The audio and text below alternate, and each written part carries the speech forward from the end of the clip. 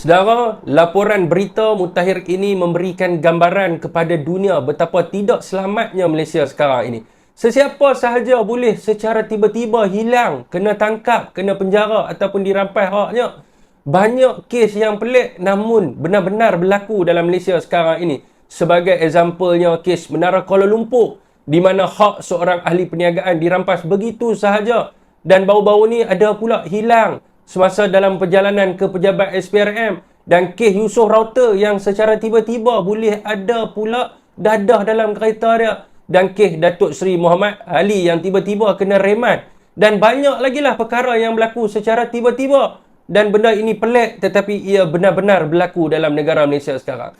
Saudara dan saudari, adakah rakyat Malaysia merasakan bahawa Malaysia ni selamat diduduki sekarang ni, ataupun sebaliknya? Dan saya sendiri kadang-kadang saya terlintaslah sebagai seorang aktivis masyarakat dan orang yang terlibat aktif di dalam politik. Apakah nasib saya? Adakah keselamatan saya ini dijamin apabila saya lantang bersuara mengkritik kerajaan? Dan bagaimana pula dengan keselamatan keluarga saya? Apa yang berlaku sekarang ini menakutkan saya, di mana sebagai rakyat Malaysia saya merasakan Malaysia sudah tidak lagi selamat di bawah kerajaan Madani yang dipimpin oleh insan bernama Anwar Ibrahim. Apakah pandangan rakyat Malaysia? Adakah anda juga merasai perkara yang sama? Adakah sekarang ini Malaysia selamat untuk semua?